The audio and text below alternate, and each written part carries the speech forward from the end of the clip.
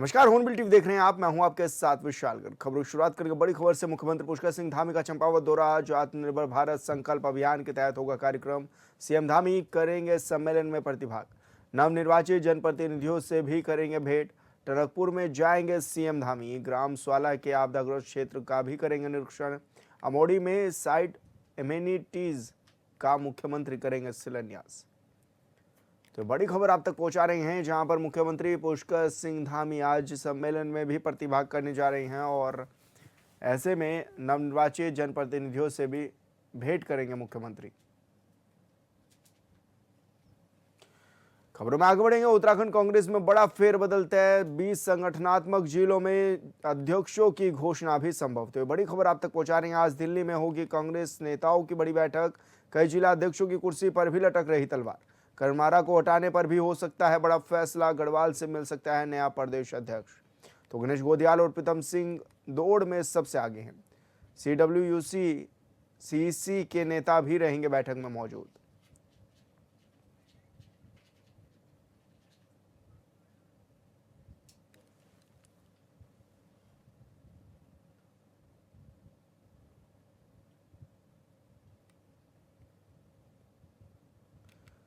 तो दिल्ली में बड़ी बैठक कांग्रेस की होने जा रही है और इस दौरान ये बताया जा रहा है कि बड़ी बैठक होगी और कई जिला अध्यक्षों की कुर्सी पर भी तलवार लटकी हुई है। गढ़वाल से नया अध्यक्ष भी मिल सकता है, यह भी बताया जा रहा है। गणेश गोदियाल और प्रीतम सिंह दौड़ में सबसे आगे नजर आ रहे हैं।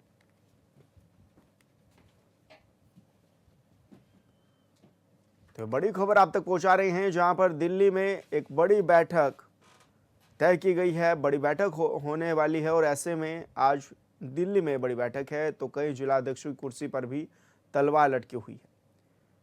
और ये बताया जा रहा है कि कांग्रेस के जो अभी प्रदेश अध्यक्ष करण मारा, उनको भी हटाने पर फैसला हो सकता है। तो सूत्रों के हवाले से भी ये बड़ी खबर मिल रही है। तो उत्तराखंड कांग्रेस में बड़ा फेरबदल तय माना जा रहा है। गढ़वाल से नया अध्यक्ष भी मिल सकता है और गणेश गोदियाल प्रीतम सिंह दौड़ में सबसे आगे हैं। और संवाददाता योगेश आर्या हमारे साथ फोन लाइन पर जुड़ गए। योगेश, क्या कुछ जानकारी मिल रही है? किस तरह के फेरबदल की संभावनाएं भी बनती हुई नजर आ रही हैं?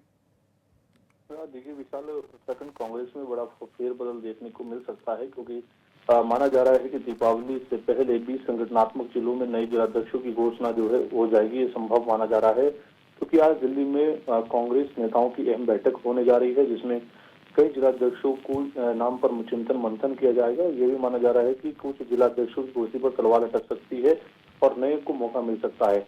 वही करण मारा के हटाने को भी लेकर फैसला लिया जा सकता है। ये क्योंकि इसलिए भी निकलकर बात सामने आ रही है क्योंकि संगठनात्मक संतुलन के लिए गढ़वाल से नया अध्यक्ष नामित करने के लिए इस बार जो है पार्टी विचार कर सकती है, क्योंकि और इस अगर विचार इस पर होगा तो निश्चित तौर पर गणेश गोदियाल प्रीतम सिंह दौड़ में सबसे आगे चल रहे हैं, क्योंकि CWC और CC की बैठक में वरिष्ठ नेता मौजूद रहेंगे। चाहे उसमें अगर उत्तराखंड की बात कर ले तो प्रीतम सिंह, गणेश गोदियाल, करण मारा, यशपाल आर्य और इसके अलावा जो है हरीश रावत इस पूरी बैठक में शामिल होंगे। और इस बैठक में वो चिंतन मंथन जिलाध्यक्षों के नाम पर होगा, क्योंकि गढ़वाल और कुमाऊं का जो समीकरण है उसको साधने के लिए इस बार पार्टी ने प्लानिंग की है कि अगर अध्यक्ष कुमाऊं से होगा तो गढ़वाल से नेता प्रतिपक्ष को लाया जाएगा। तो इस तरह के समीकरण जो है वो कहीं ना कहीं साधने का जो प्रयास है वो कांग्रेस करे, क्योंकि पर्यवेक्षक यहाँ पर आए थे, उन्होंने तमाम लोगों से मुलाकात की है, पार्टी कार्यकर्ताओं से मुलाकात की है, जिलाध्यक्ष कौन होना चाहिए इस पर भी बात की है।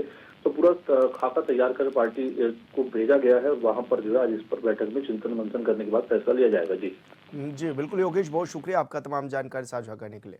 तो मुख्यमंत्री पुष्कर सिंह धामी आज चंपावत दौरे पर रहेंगे और इस दौरान आत्मनिर्भर भारत संकल्प अभियान के तहत कार्यक्रम होने जा रहा है, जिसमें प्रतिभाग भी मुख्यमंत्री करने वाले हैं। और संवाददाता लक्ष्मण बिष्ट हमारे साथ फोन लाइन पर जुड़ गए हैं। लक्ष्मण, क्या कुछ जो प्रोग्राम है वो रहने वाले हैं मुख्यमंत्री पुष्कर सिंह धामी के? मैं बताना चाहूंगा, आज दोपहर 1 बजे के लगभग मुख्यमंत्री पुष्कर सिंह धामी अपनी विधानसभा चंपावत के दौरे पर है, जहां वो विधानसभा सम्मेलन और आत्मनिर्भर भारत सम्मेलन में प्रतिभाग करेंगे और जो स्वदेशी को जो है बढ़ावा देने के लिए लोगों को जागरूक करेंगे और साथ ही जो नवनिर्वाचित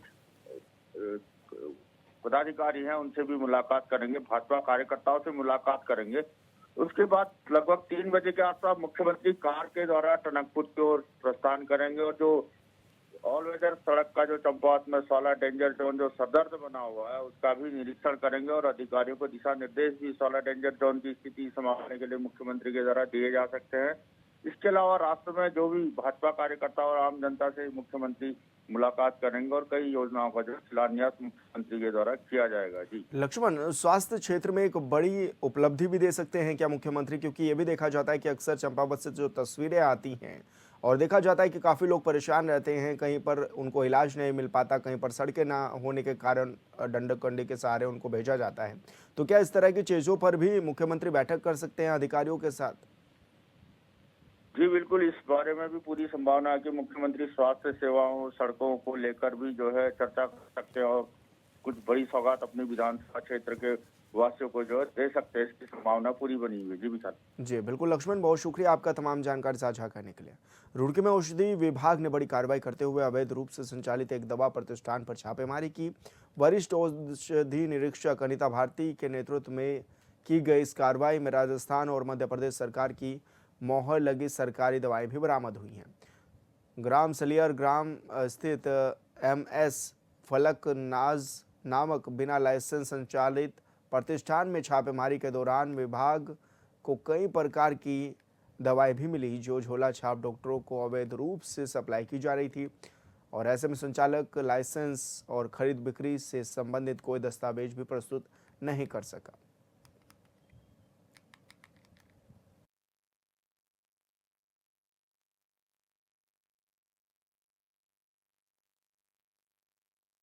विकसित किया गया था कि रुड़की में एक ऐसी जगह है जहाँ पर कि स्क्रैप यार्ड की यार्ड में जो है कुछ दवाइयाँ जो वहाँ से जो है बेची जा रही हैं। तो हम अपनी टीम सहित वहाँ पे गए थे जहाँ पे स्क्रैप में जो है कुछ दवाइयाँ मिली, जैसे कफ सिरप थे, बच्चों के कफ सिरप थे, कुछ इंजेक्शन थे, कुछ अन्य दवाएं भी वहाँ पर थी। तो कुछ तो एक्सपायर हो चुकी थी, कुछ वैलिड थी। तो जो राजस्थान और MP गवर्नमेंट की थी, गवर्नमेंट सप्लाई की हुई थी और वहाँ पे जो लोग थे जिनके द्वारा जो है स्क्रैप को अपलोड अनलोड अनलोड किया जाता है, उनका कहना था कि ये बाहर से हमारे पास आती हैं। हालांकि जो वहाँ का मालिक है वो वहाँ पे नहीं था और वो बुलाने पर भी वहाँ नहीं आया। और संवाददाता परवेश राय हमारे साथ फोन लाइन पर जुड़ गए हैं। परवेश, किस तरह की छापेमारी ये की जा रही है? अक्सर ये भी देखा जा रहा है कि बड़ी तादाद में रुड़की क्षेत्र में छापेमारी कर रहा है ड्रग विभाग। जी विशाल, मैं आपको बता दूं कि इस तरीके से घटना राजस्थान और MP की कार्रवाई होती रही है, लेकिन इस बार जो है कार्रवाई आपको बता दें कि जिस तरीके से कार्रवाई देखने को मिली, रुड़की स्थित ग्राम सालियर में एक MS फलक नामक की जो बिना लाइसेंस की कंपनी थी, वो वहाँ दवाइयों को बना रही बिना लाइसेंस के। एक तरीके से अपराध के तौर पर जिस तरीके से वहाँ पे अनिता भारती पहुंची, उनकी टीम की मुखबिर की सूचना मिली कि वहाँ पे इस तरीके से वहाँ पे तौर से देखा कि सूचना बिल्कुल सही और सटीक साबित हुई। उसके बाद वहाँ पे दवाइयाँ हैं वो जब्त करके और आगे की अग्रिम कार्रवाई की जा रही है। लेकिन परवेश, अक्सर ये देखा जाता है कि इस तरह की कार्रवाई तो देखने को मिलती है, लेकिन फिर भी कोई डर इन लोगों में नजर नहीं आ रहा है। इससे पहले ये भी देखा गया कि कफ सिरप पर भी कड़ी कार्रवाई की गई, कई लोगों के चालान भी किए गए, सील भी किए गए। बावजूद इसके भी अलग अलग जगह से दवाइयाँ आ रही हैं। कैसे ये उत्तराखंड में आ जा रही हैं दवाइयाँ? क्या कोई चेकिंग नहीं चल रही है? कोई ठोस कार्रवाई नहीं की जा रही है क्या? जी विशाल, मैं आपको बता दूं कि जिस तरीके से प्रशासन पूर्णतः पकड़ने का प्रयास करता है, उसी तरीके से जो चोर हैं वो भी सजग होते हैं। तो इसी में आपको बता दें कि जिस तरीके से देखा गया है कि जो दवाइयां हैं वो अलग अलग माध्यम से और अलग अलग तरीकों से जो है वो राज्य के अंदर प्रवेश कर रही है। और आपको बता दें कि जिस तरीके से ये दवाई बनाने का कार्य है, ये अलग अलग मटेरियल, जो अलग अलग प्रकार के मटेरियल आने के बाद जिस तरीके से दवाई को बनाने का काम किया जा रहा था, तो ये देखा गया था कि वहाँ पे जो बॉर्डर के समीप जो एरिया में ये बसों में या फिर ये कहीं की बंद गाड़ियों में जिस तरीके से लेकर के आ रहे थे, चेकिंग होने के बावजूद भी ये मात्रा में दवाइयाँ आती हैं तो पता नहीं चलता है। तो जिस वजह से इतनी बड़ी घटना को अंजाम दे रहे थे ये लोग। बिल्कुल परवेश, बहुत शुक्रिया आपका तमाम जानकारी साझा। खबरों में आगे बढ़ेंगे। बाजपुर ब्लॉक में अमृत सरोवर योजना के तहत चयनित ग्राम पंचायतों में निर्माण कार्य में भारी लापरवाही और भ्रष्टाचार की शिकायतें सामने आ रही हैं। आरोप है कि यहाँ ग्राम पंचायत का 11 का चयन अमृत सरोवर बनाने के लिए किया गया था, लेकिन ठेकेदारों ने मोटी चांदी काटी और अब वो अमृत सरोवर कूड़ा घर बन गया है। अमृत सरोवर में गंदगी का अंबार लगा हुआ है। ऐसे में जिम्मेदार अधिकारियों पर कई सवाल उठ रहे हैं।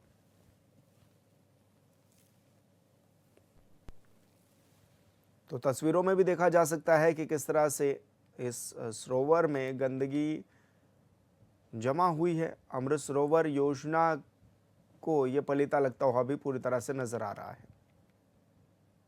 लाखों रुपए खर्च करने के बाद भी सरोवर को कूड़ा मुक्त नहीं किया जा चुका है। और ऐसे में तस्वीरें साफ ये बयां कर रही है कि पैसों की बंदरबाट इसमें हुई है, क्योंकि जिम्मेदारी अधिकारियों पर भी अब ये सवाल उठ रहे हैं। अमृत सरोवर को ये पलीता लगता हुआ भी नजर आ रहा है। नैनीताल के मुक्तेश्वर में स्थित भारतीय पशु चिकित्सा अनुसंधान संस्थान एक बेहद अहम अंतर्राष्ट्रीय सेमिनार की मेजबानी के लिए तैयार है। 6 से 8 नवंबर तक चलने वाले इस सम्मेलन में दुनिया भर के वैज्ञानिक, शोधकर्ता और उद्योग जगत के प्रतिनिधि एक साथ जुटेंगे। इनका प्रमुख उद्देश्य मानव में पशुओं से फैलने वाली बीमारियों का हल खोजना और भविष्य की स्वास्थ्य चुनौतियों से निपटने के लिए वन हेल्थ की अवधारणा को मजबूत करना है। संस्थान के संयुक्त निदेशक वीपीएस मलिक ने बताया है कि यह सम्मेलन कई मायनों में ऐतिहासिक होने जा रहा है।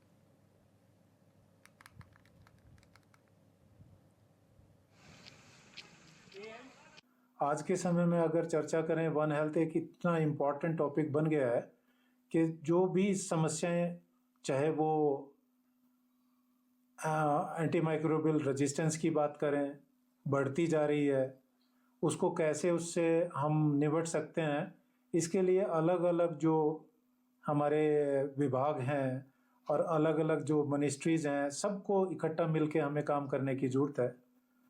बहुत सारी बीमारियां हैं जिनको हम इमर्जिंग डिजीज़ या रीइमर्जिंग डिजीज़ की संज्ञा देते हैं। उनकी संख्या दिनों दिन बढ़ती जा रही है। उनको कैसे कंट्रोल करना है। कुछ समस्याएं जिनको हम जूनोसिस के नाम से जानते हैं, जो कि जानवरों से मनुष्यों तक पहुंच रही हैं।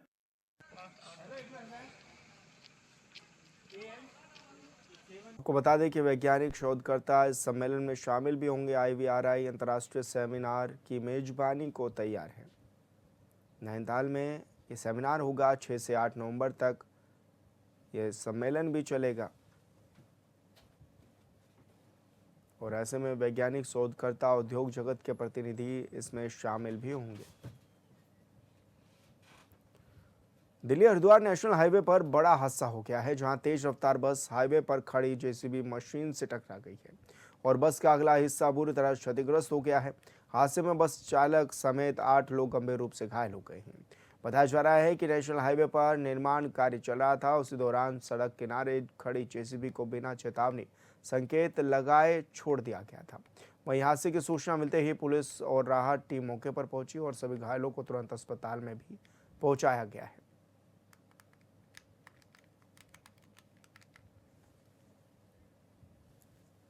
तो आपको बता दें कि नेशनल हाईवे पर यह बड़ा हादसा हुआ है और ऐसे में जो बस है वो जेसीबी से जा टकराई है और तस्वीरें साफ बयां कर रही है कि कितनी भयंकर यह टक्कर रही। आप देख सकते हैं तस्वीरों में भी कि पूरी बस क्षतिग्रस्त इसमें हो गई है। ये बताया जा रहा है कि जेसीबी को ऐसे ही छोड़ दिया गया था और जिस कारण बस चालक को ये नहीं नजर आई और बस इसमें जा घुसी।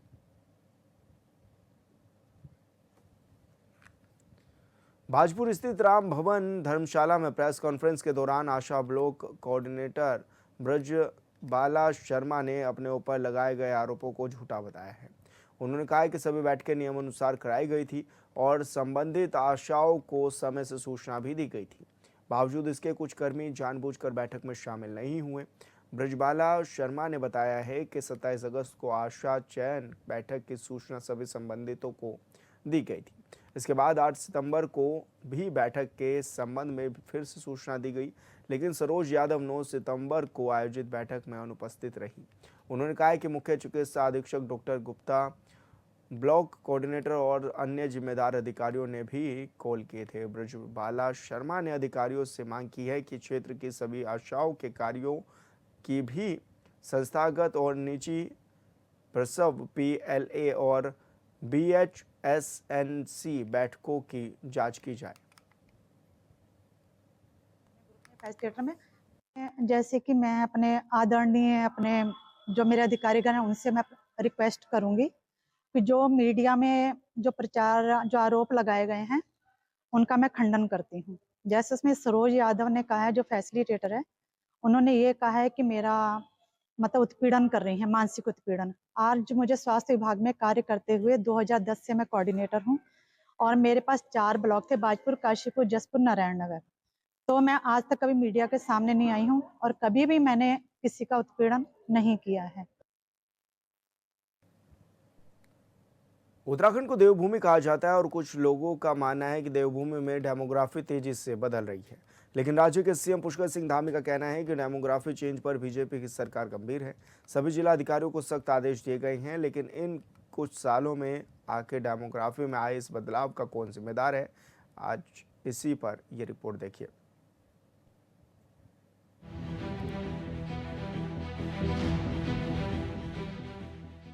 उत्तराखंड के मुख्यमंत्री पुष्कर सिंह धामी ने कहा कि राज्य के सांस्कृतिक मूल्य और जनसांख्यिकीय रूप में कोई बदलाव ना हो, ये हमारा संकल्प है और इसी दिशा में सरकार निरंतर कार्य कर रही है। उन्होंने सभी जिला अधिकारियों को स्पष्ट निर्देश दिए हैं कि जहां भी फर्जी राशन कार्ड, आधार कार्ड या बिजली कनेक्शन बनाए गए हैं, वहां सख्त कार्रवाई की जाए। मुख्यमंत्री ने कहा कि जिन अधिकारियों ने अपने दायित्वों के दौरान गैर कानूनी तरीके से ऐसे लोगों को लाभ पहुंचाया है, उनके खिलाफ भी कार्रवाई होगी। कि इसमें जिन लोगों के भी कालखंड में इस प्रकार की गतिविधियां बढ़ी हैं या जो जिसके पात्र नहीं है, जैसे आधार कार्ड बन जाना, राशन कार्ड बन जाना, बिजली का कनेक्शन मिल जाना, जिसके समय में भी ये हुआ होगा, वो भी सब जिम्मेदार होंगे और यहाँ की डेमोग्राफी किसी भी कीमत पर खराब नहीं होने दी जाएगी। पहले के समय में काफ़ी डेमोग्राफी का यहाँ पर अंतर हुआ है, काफ़ी चीज़ें इसमें ऐसी हुई हैं जो पहले के समय में ध्यान नहीं दी गई, लेकिन अब ये हमारी प्राथमिकता। मुख्यमंत्री ने देहरादून के पचमादून इलाके समेत राज्य के कई हिस्सों में हो रहे डेमोग्राफिक बदलाव पर चिंता जताई है। उन्होंने कहा कि अब राज्य की जनसंख्या, संरचना और सांस्कृतिक मूल्यों में किसी भी तरह का बदलाव नहीं होने दिया जाएगा। उन्होंने कहा कि कांग्रेस सरकार में जो लापरवाही हुई, उसकी भरपाई अब सख्ती से की जाएगी। उन्होंने सभी जिला अधिकारियों को निर्देश दिए हैं कि राशन कार्ड, आधार कार्ड, बिजली कनेक्शन और परिवार रजिस्टर जैसे दस्तावेजों के माध्यम से अपात्र लोगों की पहचान कर सख्त कार्रवाई की जाए। राज्य की डेमोग्राफी है, राज्य के सांस्कृतिक मूल्य हैं, ये किसी भी कीमत पर खराब नहीं होना चाहिए। यहाँ का मूल अस्तित्व बचा रहना चाहिए। उसके लिए डेमोग्राफी को लेकर सभी जिलाधिकारियों को पहले ही निर्देश दिए जा चुके हैं। मुख्यमंत्री का कहना है कि राज्य की जनसंख्या, संरचना और सांस्कृतिक मूल्यों से कोई समझौता नहीं होगा। सभी टीएम को निर्देश दिए गए हैं कि डेमोग्राफिक बदलाव को लेकर सतर्क रहें और जो लोग अपात्र रूप से सरकारी सुविधाएं ले रहे हैं, उनकी पहचान कर कानूनी कार्रवाई की जाए। तो CM पुष्कर सिंह धामी का साफ संदेश है कि उत्तराखंड की सांस्कृतिक पहचान के साथ कोई भी खिलवाड़ नहीं होगा। Bureau report, hornbill TV.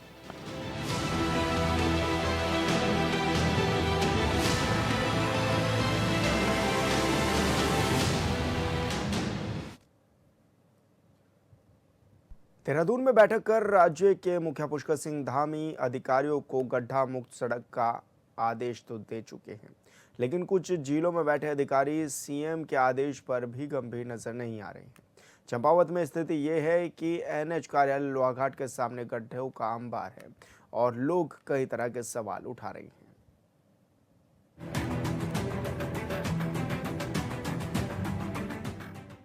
Uttarakhand के मुख्यमंत्री पुष्कर सिंह धामी के आदेशों को अधिकारी कितनी गंभीरता से लेते हैं, इसका उदाहरण चंपावत जिले के लोहाघाट में देखा जा सकता है। मुख्यमंत्री धामी ने 31 अक्टूबर तक प्रदेश की सड़कों को गड्ढा मुक्त करने के निर्देश दिए हैं, लेकिन चंपावत में बैठे अधिकारी मुख्यमंत्री के निर्देशों को उनके ही जिले चंपावत में गंभीरता से नहीं ले रही है। इसका उदाहरण लोहाघाट के NH कार्यालय के सामने पड़े राष्ट्रीय राजमार्ग के गड्ढों व सड़क की बदहाली से जाना जा सकता है। इसमें बहुत ज़्यादा परेशानी हो रही है। एक तो ये सिंगल रोड है, अभी भी ये डबल रोड में जो तब्दील होनी थी वो नहीं हुई है। और एमजीए से मोड़ खान तक इसकी बहुत ही मतलब जो है दुर्दशा हुई है। इसमें कभी भी कोई दुर्घटना हो सकती है, क्योंकि आजकल ट्रैफिक बहुत ज़्यादा हो गया है। तो मेरा यही कहना है कि आपके माध्यम से कि सरकार इसको शीघ्र इसको मतलब ठीक तरह से बनाए, या गड्ढे वड्ढे जो भी हैं उसको सही करे, ताकि भविष्य में कोई इस तरह की घटना ना घटे। गाड़ी लोग सोए हैं, इनको जगाना चाहिए और आपके माध्यम से जगना चाहिए उनको। तुरंत ये जो है कार्य शुरू करना चाहिए और सुचारू रूप से जो है यहाँ पे कोई ट्रैफिक चले। यही मेरी मतलब से आपके माध्यम से यही उनको मुख्यमंत्री द्वारा जो आदेश दिए गए थे वो कहीं कहीं ये कार्य हुआ है, लेकिन एमजीए से मोड़ खान तक इसमें कोई भी कार्य नहीं किया गया। कांग्रेस प्रवक्ता शैलेंद्र राय, सलीम जावेद व अन्य लोगों ने बताया कि लोहाघाट राष्ट्रीय राजमार्ग में एमजी होटल से लेकर मरोड़ा खान तक राष्ट्रीय राजमार्ग पूरी तरह से गड्ढों में पटा पड़ा है। इस 4 किलोमीटर के टुकड़े को पूरी तरह लावारिस हालत में छोड़ दिया गया है। एनएच की कार्य प्रणाली से तो ऐसा लगता है ये हिस्सा उत्तराखंड में नहीं आता है और न ही यहाँ मुख्यमंत्री के आदेशों के तहत कार्य होता है। रोज एनएच के अधिकारी इस मार्ग से गुजरते हैं, पर उन्हें राष्ट्रीय राजमार्ग में पड़े हुए गड्ढे नजर नहीं आते हैं। एनएच कार्यालय के सामने ही सड़क में गड्ढे पड़े हुए हैं।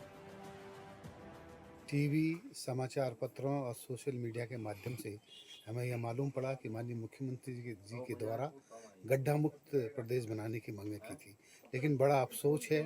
मैं तो सोचूंगा कि भारतीय जनता पार्टी केवल अखबारों तक का, समाचारों तक का ही सीमित रहती है अपनी, लेकिन आज सबसे बड़ी दुर्दशा एनएच की हुई है। आप जहाँ पे एनएच का मुख्य कार्यालय है लोहाघाट के अंदर, वहाँ से लेकर मरोड़ा खान तक जो रोड की हालत है, कोई भी भयंकर दुर्घटना वहाँ पर हो सकती है। ये तो एनएच का मामला है, क्योंकि इसमें लगातार कार्यदायी संस्था रहती है, लेकिन उन लोगों को अपने मुंह के आगे गड्ढाएं देखते हैं। माननीय मुख्यमंत्री की जो 31 अक्टूबर तक का जो घोषणा थी कि गड्ढा मुक्त प्रदेश बनाएंगे, मुझे तो नहीं लगता इसमें कोई कार्रवाई हुई। उसके साथ साथ ही एनएच के साथ साथ जो स्थानीय हमारी सड़कें हैं, किसी भी सड़क में आज आप जाइएगा, हर समय दुर्घटना का भय बना रहता है, क्योंकि त्योहारी सीजन है, बहुत आवागमन यहाँ पर रहता है, लेकिन गड्ढों सड़कों के ऊपर सरकार का कोई ध्यान नहीं है।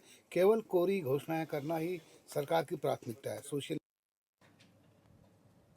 और फिलहाल इस बुलेटिन में इतना ही। आप देखते रहिए हॉर्नबिल टीवी। नमस्कार।